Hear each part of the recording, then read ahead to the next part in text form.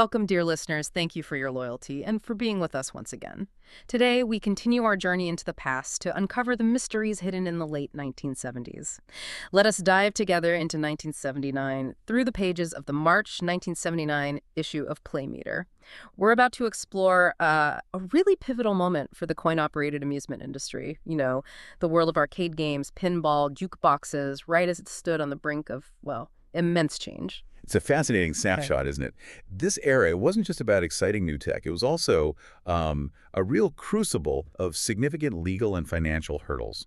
Our mission today is really to dig into those pages and pull out the core insights from, surprising industry battles and fascinating new technologies hitting the market to an urgent call for operators to, well, unite and protect their future.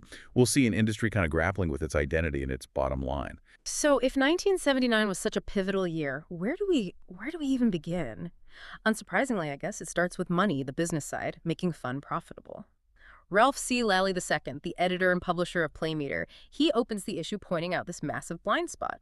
Unlike movies or music, the amusement machine industry seriously lacked any robust system for reviewing new games. Right. He put it perfectly, saying it left operators buying equipment in the dark, and there was a clear need for this type of information. Really makes you wonder how anyone made smart investment decisions back then. Yeah, you're right. And that information gap, it had direct, pretty painful financial consequences for operators. Yeah. Michael Mendelssohn's property assessment ripoff article reveals a critical point of friction. Yeah. You had tax assessors totally misinformed about how fast arcade games actually lost value, applying these outdated vending machine depreciation rules. The core insight here is this wasn't just a tax problem. It was a fundamental clash, between old financial models and this rapidly innovating entertainment industry.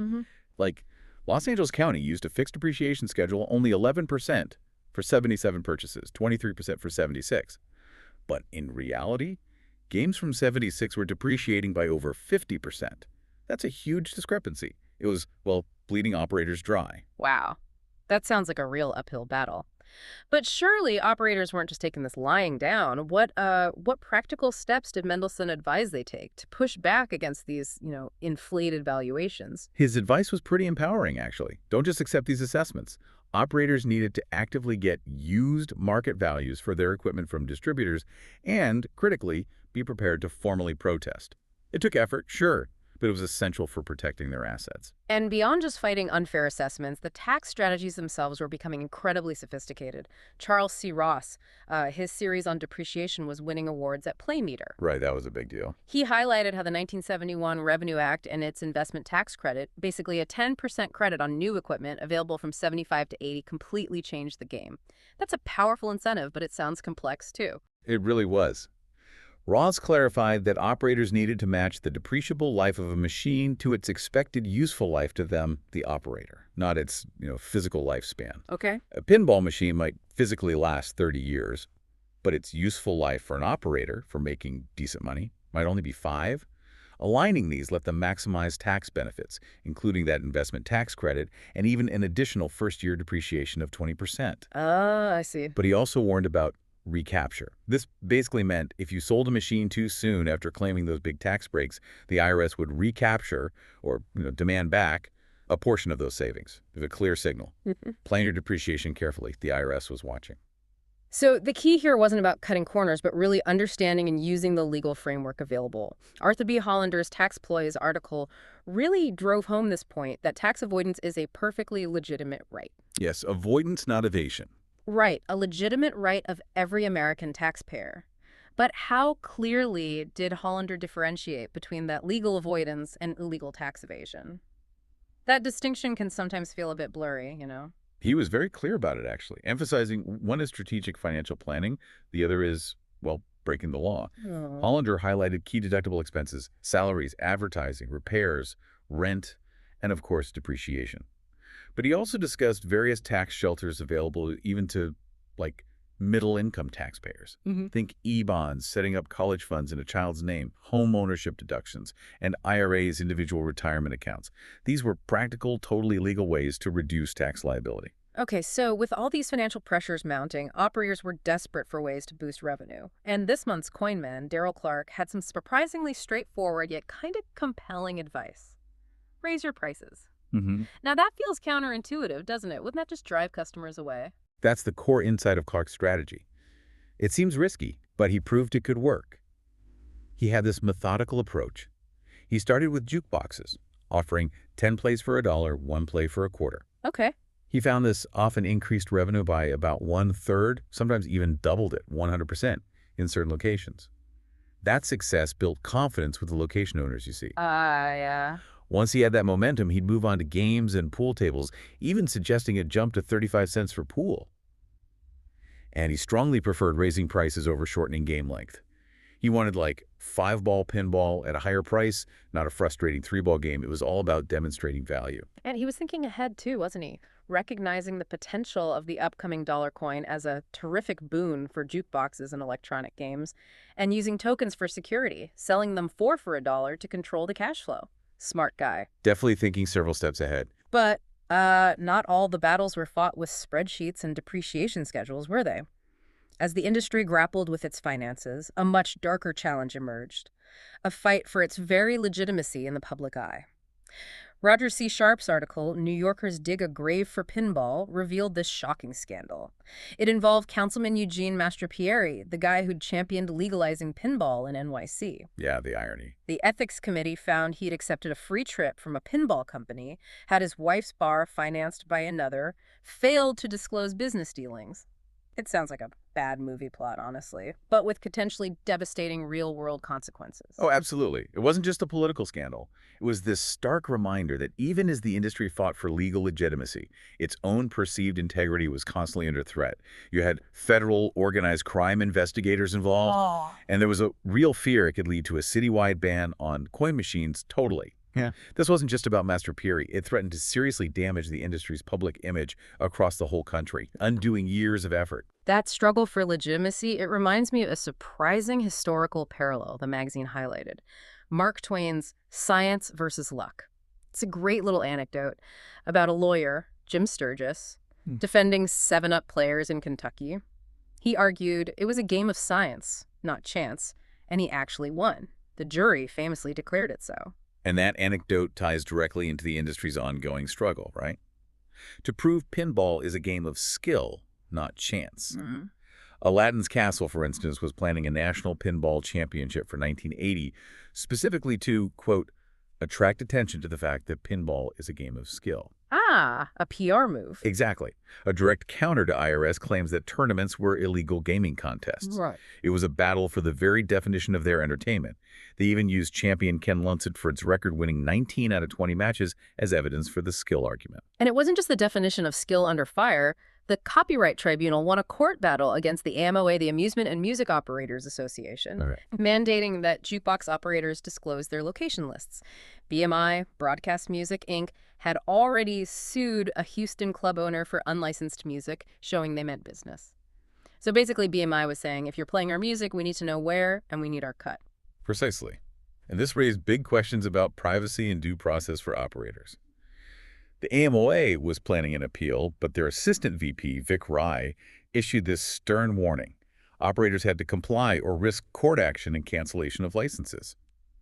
It just underscored the critical need for industry members to, unite and fight for their rights, whether against tax guys or copyright collectors. Which brings us right back to Roger C. Sharp's urgent plea in the magazine.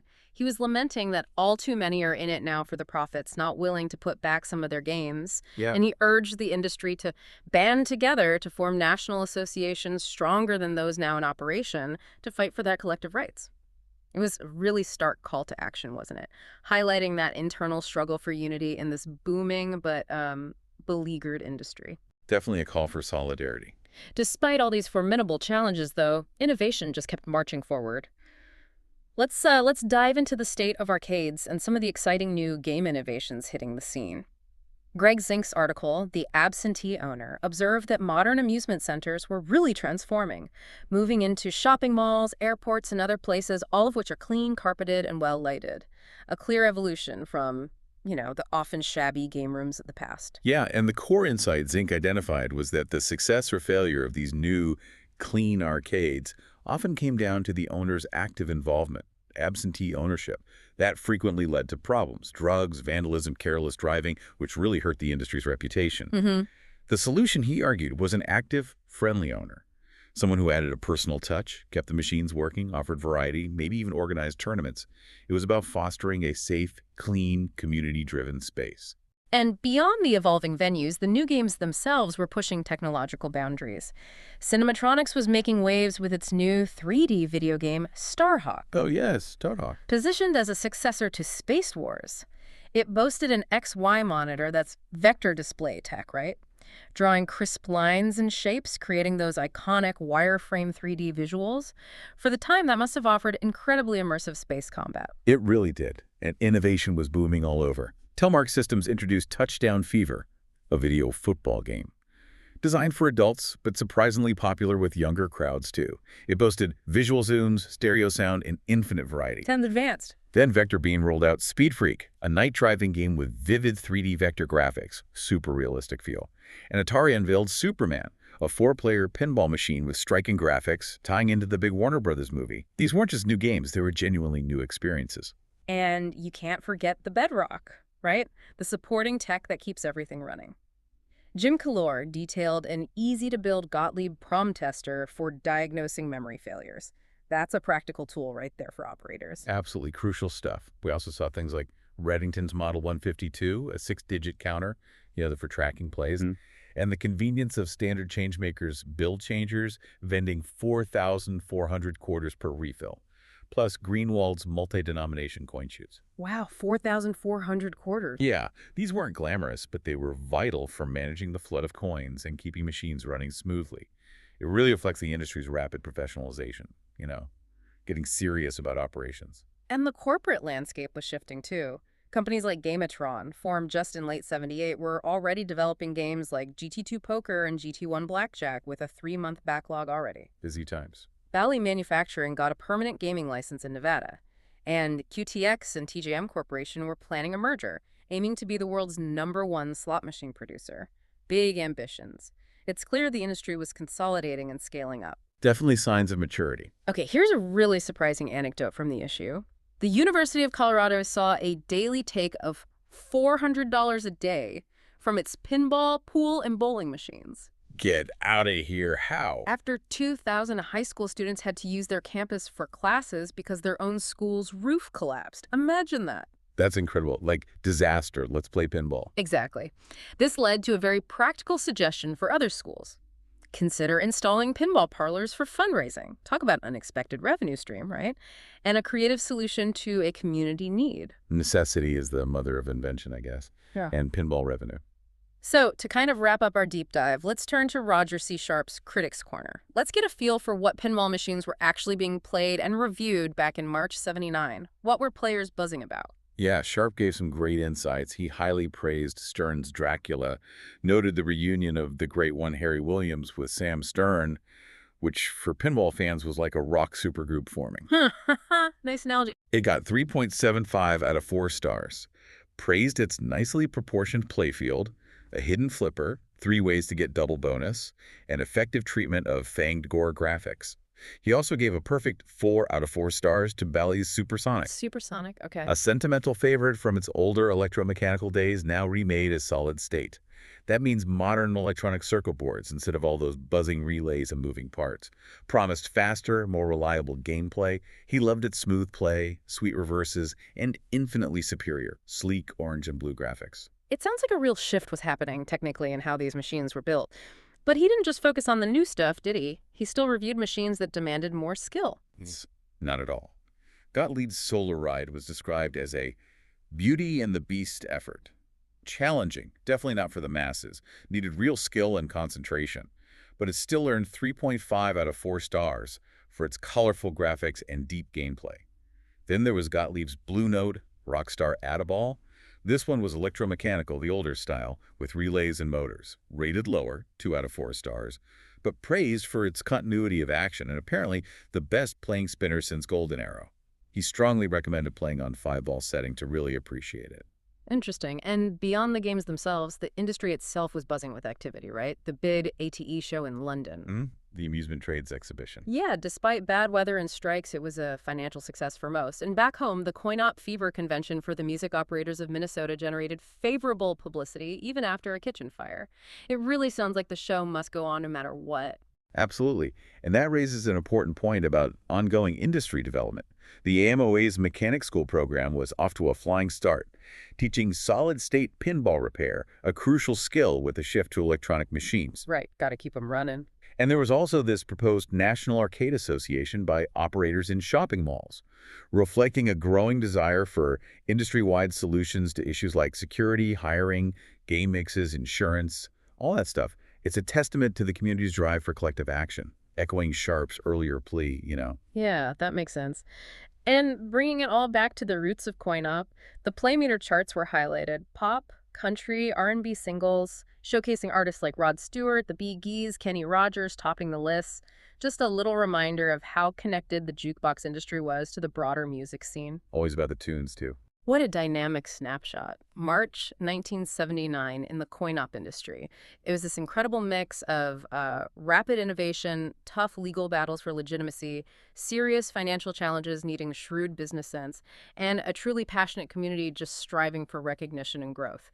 It sounds like operators need to be part accountant, part lobbyist, part entertainer just to stay afloat. That's a great summary. Yeah. Yeah, the industry's enduring appeal clearly wasn't just the games themselves, but that constant adaptation, the vibrant community it fostered, and the ongoing fight for its place in society. The key insight from these sources, I think, is how an industry often dismissed as just amusement was navigating these really complex legal, financial, and tech currents that are surprisingly still relevant today. As we've seen, whether it's battling tax assessors, defending tin ball skill, or simply finding the right price point, the core challenge for this industry has always been about proving its value. What unique forms of entertainment today do you think are facing similar battles for legitimacy or struggling to find their voice amid a sea of options?